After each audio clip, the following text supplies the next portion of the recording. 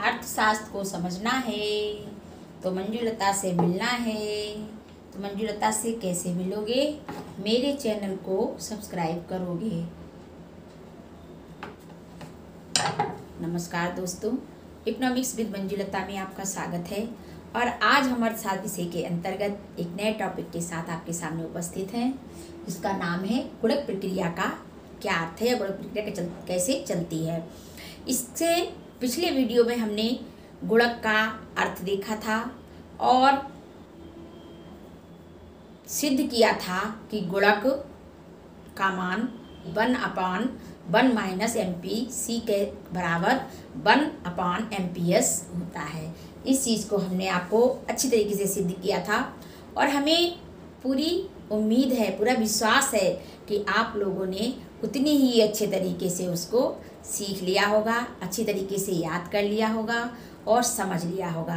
तो हम शुरू करते हैं अपना नया टॉपिक, जिसका नाम है गुणक प्रक्रिया कैसे शुरू होती है या गुणक प्रक्रिया क्या है। देखिए, इसको हमने इसमें लिख रखा है ताकि हमारा समय बच जाए। और देखिए, मैंने इसमें लिखा है कि निवेश में वृद्धि के कारण राष्ट्रीय आय में होने वाली कई गुना वृद्धि को ही गुणक कहते हैं। यानी कई गुना जो वृद्धि होती है उसी को ही गुणक कहते हैं। अब गुणक प्रक्रिया के नाम से ही जाना जाता है इस गुना वृद्धि को ही, यानी आय में कई जब निवेश में वृद्धि होती है जिसके कारण राष्ट्रीय आय में वृद्धि होती है, तो उससे होने वाली कई गुना वृद्धि होती है। इसी को गुणक प्रक्रिया के नाम से जाना जाता है। गुणक प्रक्रिया निवेश, आय तथा उपभोग की अंतःक्रिया होती है। यानी निवेश में वृद्धि होने से समग्र मांग में वृद्धि होती है, परिणाम स्वरूप राष्ट्रीय आय में वृद्धि होती है। और लेकिन जब वृद्धि होती है, लेकिन ऐसा होने से आय और उपभोग में एक नई प्रक्रिया शुरू हो जाती है। अब नई प्रक्रिया क्या शुरू हो जाती है, इसको हम अभी हम आपको उदाहरण के द्वारा समझाए देते हैं। उपभोग एवं आय में धनात्मक संबंध होता है। उपभोग और आय में कैसा संबंध होता है? धनात्मक। यानी आय बढ़ेगी तो हमारा C भी बढ़ेगा, ये मैं आपको पहले वीडियो में भी बता चुकी हूँ। और अगर हमारी आय घटेगी तो हमारा C भी घटेगा। ये धनात्मक संबंध होता है। इस कारण आय में वृद्धि होने से उपभोग में वृद्धि होती है। और चूंकि उपभोग जो होता है वो समग्र मांग का ही हिस्सा होता है, यानी एग्रीगेट डिमांड का हिस्सा होता है। इस कारण उपभोग में वृद्धि से समग्र मांग भी बढ़ती है और समग्र मांग बढ़ेगी तो राष्ट्रीय आय यानी आय में भी वृद्धि होगी और जिससे कि ये चक्र, लेकिन ये आय में भी वृद्धि होगी और ये चक्र जब तक चलता रहता है जब तक उपभोग में वृद्धि शून्य ना हो जाए। यानी कैसी ना हो जाए, यानी डेल C बराबर 0 ना हो जाए, तब तक ये चक्र चलता रहेगा। चलिए, इसको हम एक सूत्रों के द्वारा भी, यानी गुणक की प्रक्रिया कैसे शुरू होती है, इसको हम अभी सूत्र के द्वारा भी समझाए दे रहे हैं। चलिए समझ लेते हैं इसको। लेकिन इससे पहले, प्रक्रिया को समझने से पहले आप इसको लिख लीजिए अच्छी तरीके से, ताकि आप जब मैं इसको समझाऊं कि कैसे गुणक प्रक्रिया शुरू होती है, स्टार्ट होती है, तो आप इसको बहुत अच्छी तरीके से समझ पाएं। इन्वेस्टमेंट यानी डेल्टा I बढ़ेगा तो क्या बढ़ेगा? हमारा AD बढ़ेगा, क्योंकि हम जानते हैं AD बराबर क्या होता है? E plus I। C plus I हमने भी बताया कि धनात्मक होता है। अगर आय बढ़ेगी तो उपभोग भी बढ़ेगा और उपभोग आय घटेगी तो उपभोग भी घटेगा। तो देखिए, जब ये भी बढ़ेगा, यानी इन्वेस्टमेंट निवेश बढ़ा तो समग्र मांग भी बढ़ी और समग्र मांग बढ़ी तो क्या हुआ? आय भी बढ़ी, आय भी बढ़ी। अब ये क्या हो गया? यहाँ तक तो ये जो निवेश का तत्काल प्रभाव था वो तो खत्म हो गया। अब यहाँ से दूसरा प्रभाव चलेगा, क्योंकि राष्ट्रीय आय ऑलरेडी बढ़ चुकी है। तो क्या बढ़ेगा हमारा? यानी C, हमारा डेल C बढ़ेगा तो हमारा AD बढ़ेगा, AD बढ़ेगा और AD बढ़ेगा तो हमारी आय फिर बढ़ेगी। तो यानी कहने का मतलब ये है कि ये हमारा दूसरा चरण चल चुका है। ये कौन सा था? पहला चक्र, और ये दूसरा चक्र या दूसरा चरण शुरू हो चुका। इसी तरीके से अब फिर चलेगा हमारा, क्योंकि यहाँ पर अब ये जो इन्वेस्टमेंट निवेश का जो प्रभाव था वो तो खत्म हो चुका है, क्योंकि यहाँ पर राष्ट्रीय आय बढ़ चुकी है और जब आय बढ़ती है तो कंजप्शन बढ़ता है। ये हम आपको उपभोग फलन में अच्छी तरीके से समझा चुके हैं। अब देखिए इसमें क्या है, तो फिर ये होगा डेल सी बढ़ेगा, यानी तो फिर एडी बढ़ेगी, एडी बढ़ेगी हमारी एग्रीगेट डिमांड। समग्र मांग पर ये पूरा अवधारणा, समग्र मांग पर ही ये पूरी अवधारणा जो है आय और रोजगार की, ये पूरी इसी पर आधारित है। फिर ये क्या बढ़ेगा, फिर हमारी आय बढ़ेगी। तो ये कितना, कौन सा चरण हो गया, ये तीसरा चरण हो गया। इसी तरीके से चौथा चरण चलेगा, चरण में भी फिर हमारी सी बढ़ी, फिर हमारा एडी बढ़ेगी और फिर हमारी बाई बढ़ेगी।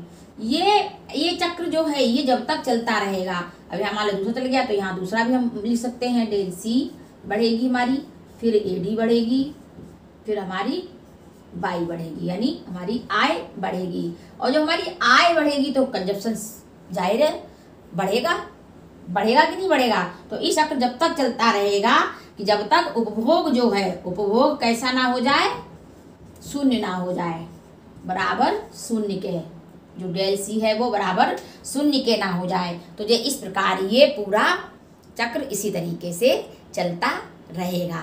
अब आइए हम गुणक की जो हमारी प्रक्रिया है, गुणक कैसे गुणक को हम निकालेंगे, इसको हम अभी आपको बता दे रहे हैं। देखिए हमने गुणक के दो सूत्र बताए थे अभी हमने, गुणक बराबर के बराबर 1 माइनस MPC, यही तुमने बताया था। और दूसरा था के बराबर del C upon del by, ये दोनों हमने बताए थे ना। अब चलिए हम इसको इसके आधार पर हम निकाल लेते हैं कि कैसे हम गुणक को ज्ञात करेंगे। चलिए आइए हम इसको निकाल लेते हैं, कैसे गुणक को निकालेंगे। देखिए प्रश्न दिया गया है कि एक अर्थव्यवस्था में सीमांत उपभोग प्रवृत्ति 0.75 है और निवेश में वृद्धि कितनी है, 200 करोड़ रुपए के बराबर। तो आय और उपभोग में होने वाली वृद्धि को ज्ञात कीजिए।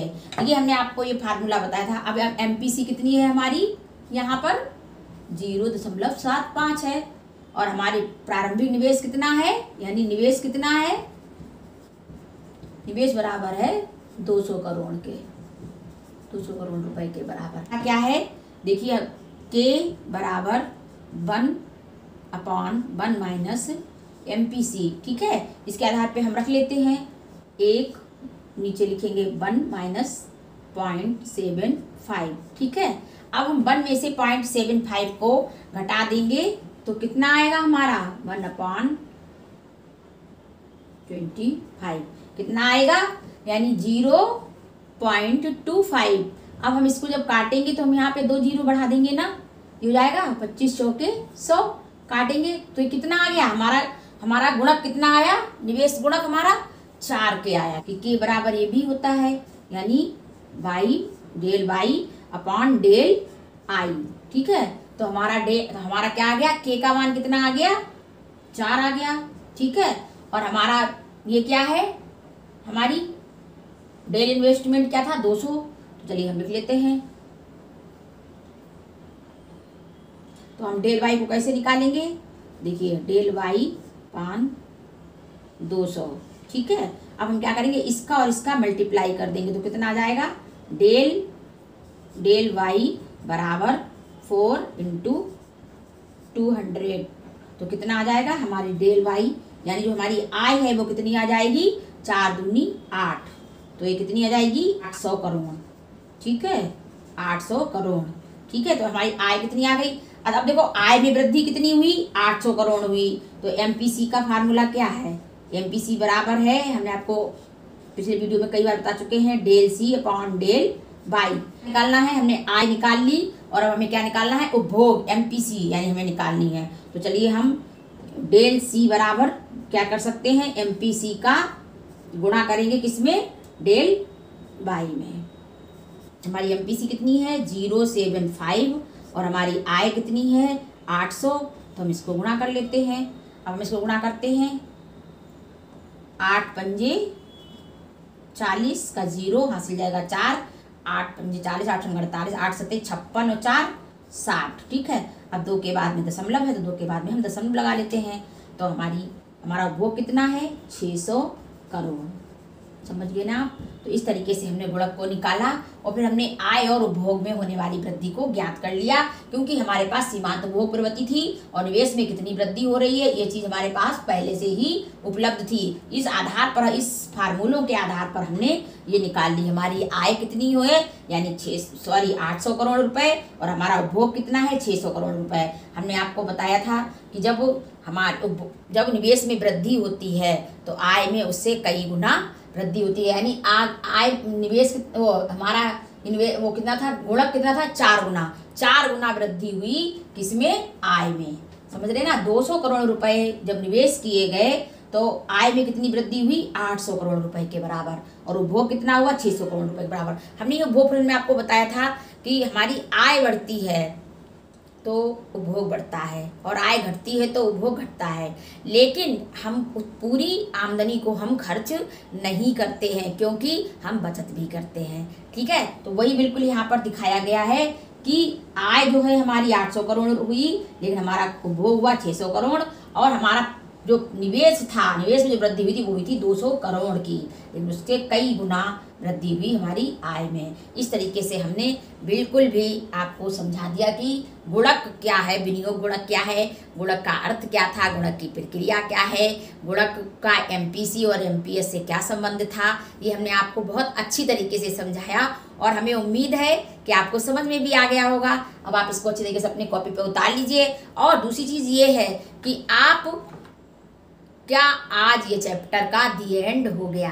हम काफ़ी लंबे समय से इस चैप्टर को पढ़ रहे थे, यानी कीज के आय एवं रोजगार के सिद्धांत को, जिसके अंतर्गत हमने बहुत सारे टॉपिक का अध्ययन किया, उपभोग फलन, विनियोग फलन और बचत फलन। फिर इसके बाद हमने विनियोग गुणक को देखा, जाना कि कैसे हम एग्रीगेट डिमांड और एग्रीगेट सप्लाई जो होती है, जब वो बराबर होती है तब रोजगार की मात्रा बढ़ती है और तब अर्थव्यवस्था संतुलन में होती है। तो इसके साथ ही अगले वीडियो में हम अगले अध्याय के साथ जुड़ेंगे। तब तक हमारे साथ आप बने रहिए, पढ़िए, बढ़िए। और हमारी लास्ट में यही छोटी सी रिक्वेस्ट कि हमारे वीडियो को ज़्यादा से ज़्यादा शेयर करिए, सब्सक्राइब करिए, कमेंट करिए और लाइक करिए। नमस्कार।